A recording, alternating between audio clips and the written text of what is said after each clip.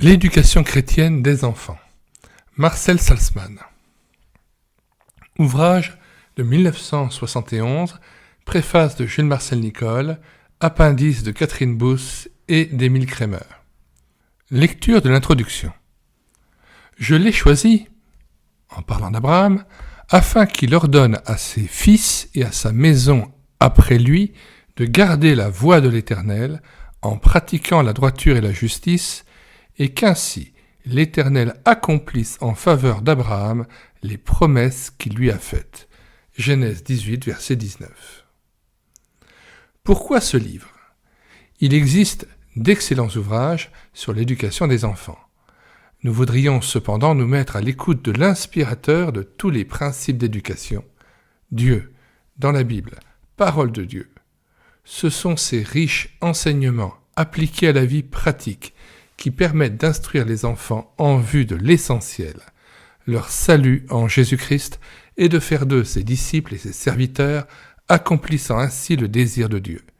Car la moisson est grande, mais il y a peu d'ouvriers. Matthieu 9, verset 37.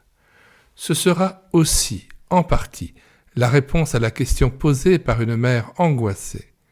Mais que faut-il faire afin que nos enfants reçoivent de nouveau la vocation de servir Jésus ? N'est-ce pas un cri d'alarme que nous ferons bien d'examiner sérieusement devant Dieu ? Peut-être objectera-t-on. C'est visé bien haut. Mais est-ce visé trop haut si, aimés de Dieu, nous voulons l'aimer à notre tour avec ceux qu'il nous a confiés, nos chers enfants ? Nous souhaitons faire d'eux non des grands de ce monde qui courent à sa perte, mais des hommes qui soient petits à leurs propres yeux et grands en celui et pour celui qui les a tant aimés, Jésus. N'est-il pas mort sur la croix et ressuscité aussi pour eux, afin que, par la foi, ils aient la vie en abondance, d'abord en ce monde, puis dans l'éternité ? Si nous sommes croyants, et si la crainte de Dieu habite dans nos cœurs, ne devrions-nous pas, en tant que parents, être conscients de cette responsabilité ? Car il y a un flambeau à transmettre, afin que l'Évangile se propage après nous, et si possible mieux que nous ne l'avons fait si le Seigneur n'est pas revenu. Cette préoccupation fait aussi partie du plan du réveil que Dieu désire encore nous accorder. Au cours des siècles, un grand nombre d'hommes ont reconnu et compris le sens des paroles de l'apôtre Paul. Toute écriture est inspirée de Dieu et utile pour enseigner, pour convaincre, pour corriger, pour instruire dans la justice, afin que l'homme de Dieu soit accompli et propre à toute bonne œuvre. 2 Timothée 3,16. Il est évident que pour traiter un sujet aussi vaste que l'éducation des enfants, il faudrait écrire un livre et non pas une brochure.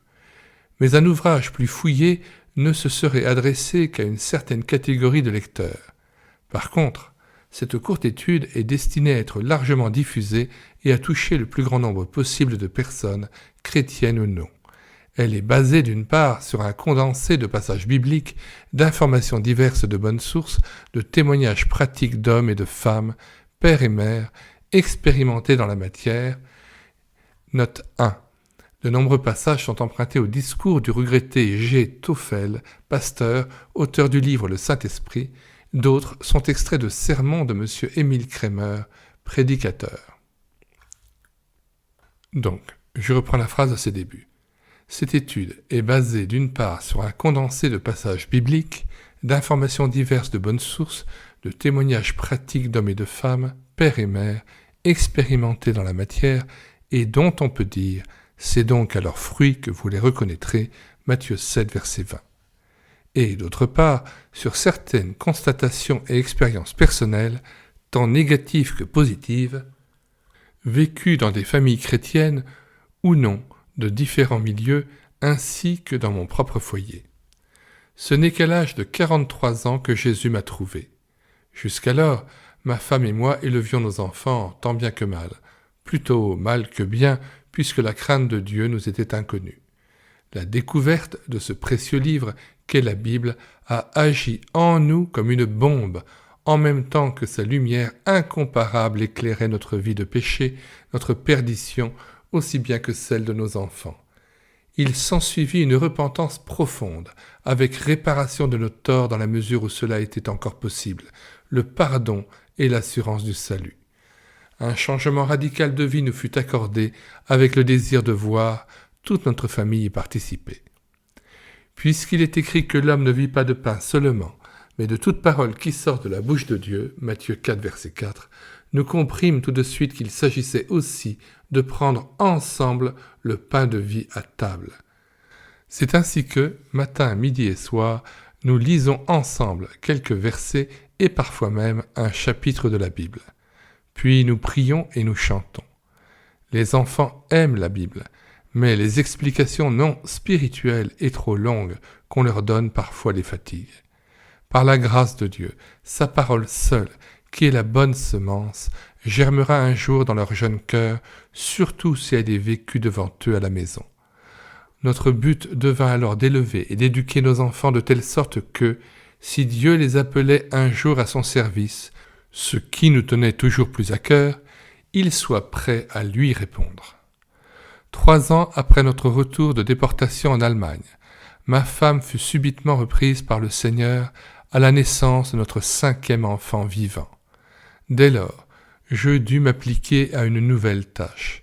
Jusqu'alors, en effet, en tant qu'homme d'affaires, je m'étais trop déchargé de cet aspect de mes responsabilités sur ma femme, pensant que l'éducation des enfants incombait plus à la mère qu'au père. Je découvris mes nombreuses lacunes et je réalisai combien j'avais commis de fautes et négligé mon devoir de père, surtout par mon ignorance de la volonté de Dieu concernant l'éducation des enfants. J'appris alors à estimer davantage la valeur de la parole de Dieu, à compter et à m'appuyer uniquement sur elle en m'y soumettant moi-même, et il me sembla que Dieu me demandait de prévenir, d'aider et d'encourager tous ceux qui ont les mêmes difficultés. Après plus de 4 années, le Seigneur a permis que mon foyer fût reconstitué. Je lui en suis très reconnaissant. Il me semble, après cette expérience, qu'un veuf ayant des enfants en bas âge devrait se préoccuper de reconstituer son foyer dans un délai d'1 an à 1 an et demi, à moins qu'une personne de la parenté puisse reprendre la tâche de la maman manquante. Ce livre veut aussi nous montrer qu'il est beaucoup plus difficile de corriger une fausse éducation que d'en donner une bonne dès la naissance. Je dirais même qu'il faut s'y préparer bien avant la conception de l'enfant par une consécration personnelle. C'est un devoir, mais aussi un privilège pour des parents chrétiens de prier avec leurs enfants et de leur donner la parole de Dieu sous une forme appropriée à leur âge dès leur plus tendre enfance. Je pense à une jeune maman qui, joignant les petites mains de bébé, prie avec lui avant de lui donner le biberon. Nous verrons aussi que, malgré certaines dispositions naturelles, on ne naît pas mère ou père, mais on le devient en s'instruisant et en obéissant soi-même à la parole de Dieu. Éduquer les enfants veut donc dire aussi, et avant tout, se laisser éduquer soi-même. Mais il ne faut pas oublier que, sans la pratique, il y a un grand danger à n'enseigner et à ne discuter que théoriquement ce problème si important. Un autre danger consiste à nous occuper trop au dehors, à gagner des âmes à Jésus, sans nous rendre compte que nous négligeons celles qu'il nous a confiées en premier lieu, nos enfants. C'est dans cet esprit, dans la crainte de Dieu et la prière, que le lecteur de ces pages est invité à réfléchir. Que cet humble exposé puisse l'aider dans sa recherche d'une éducation agréable à Dieu, car c'est lui le vrai Père qui aime les enfants. Jésus n'a-t-il pas dit « Laissez venir à moi les petits-enfants et ne les en empêchez pas, car le royaume de Dieu est pour ceux qui leur ressemblent. » Marc 10, verset 14. Les événements pénibles qui se manifestent de plus en plus actuellement nous font toucher du doigt la détresse et l'angoisse profonde de la jeunesse. Il se confirme que les connaissances scientifiques, les biens matériels, la technique, les idéologies ne pourront jamais satisfaire la soif de l'homme et le libérer du péché, malgré les progrès réalisés en tant de domaines. L'homme moderne ne ressemble-t-il pas au boiteux d'Actes 3, versets 6 à 7 ? Assis à la porte du temple, Il tendait la main pour recevoir une aumône qui l'aide à se nourrir. Mais rien ne changea jusqu'au moment où Pierre lui dit « Je n'ai ni argent ni or, mais ce que j'ai, je te le donne. Au nom de Jésus-Christ de Nazareth, lève-toi et marche. » Et le prenant par la main droite, il le fit lever. Au même instant, ses pieds et ses chevilles devinrent fermes. Nos jeunes, nos enfants, inconsciemment, ne tendent-ils pas souvent la main en vain? Saurons-nous, comme Pierre, leur apporter la seule solution valable pour leur vie présente et pour l'éternité, c'est-à-dire Jésus-Christ et sa parole? Sache que dans les derniers jours, il y aura des temps difficiles car les hommes seront égoïstes, amis de l'argent, rebelles à leurs parents. 2 Timothée 3, versets 1 à 5. Ces paroles de l'apôtre Paul annoncent les temps difficiles dans lesquels nous vivons et que Jésus-Christ a prédit en Matthieu 24 et Luc 21. C'est le temps de la préparation de l'Église au retour de Jésus-Christ. Combien cela doit nous stimuler à être prêts avec ceux qui nous sont confiés afin qu'au jour fixé, nous puissions dire « Me voici, moi et les enfants que Dieu m'a donnés ». Hébreux 2, verset 13.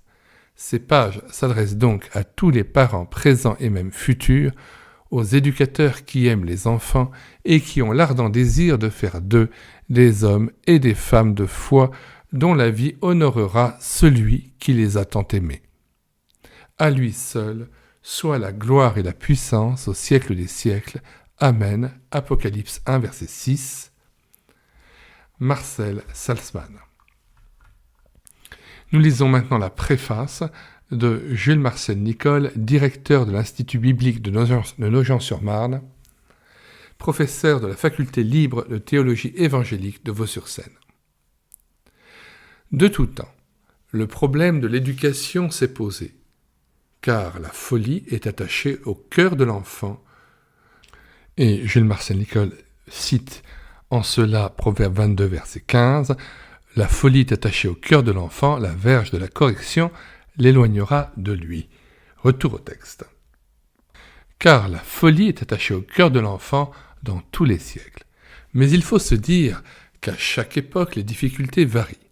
Et certes, en notre XXe siècle, avec les progrès de la délinquance juvénile dont, à juste titre, on rend souvent les parents responsables en grande partie, la question revêt une acuité particulière. Étant donné les nombreuses lacunes constatées dans l'éducation des enfants, ce livre arrive à point. Il ne se perd pas dans des complexités trop savantes ou théoriques, mais veut être un instrument pratique qui pourra aider efficacement les parents et les éducateurs dans leur tâche ardue d'élever des enfants. L'auteur parle d'expérience. Il a grandi dans une famille modeste. Il a connu le travail assidu et il est ainsi parvenu à créer une entreprise d'électricité et une autre de transport. Là, depuis plus de 50 ans, il forme des apprentis et des ouvriers, ce qui lui donne une connaissance très variée des jeunes, de leurs tendances et de leurs problèmes. Depuis sa création en 1946, il est aussi à la tête d'une maison pour enfants abandonnés, en danger moral ou orphelins, avec le désir de les amener à Jésus. Il a lui-même élevé 6 enfants. Il a eu le chagrin de perdre l'un de ses fils en bas âge. C'est alors qu'il était déjà père de famille qu'il s'est converti. Il a donc pu comparer les effets d'une éducation non chrétienne avec ceux que donne une éducation basée sur la foi en Jésus. Mais ce qui donne de l'autorité à cet ouvrage, c'est avant tout que les recommandations que l'on y trouve sont fondées sur la Bible. Les temps changent, mais les paroles du Seigneur ne passent pas et restent toujours adéquates à toutes les situations et particulièrement à l'époque difficile dans laquelle nous vivons.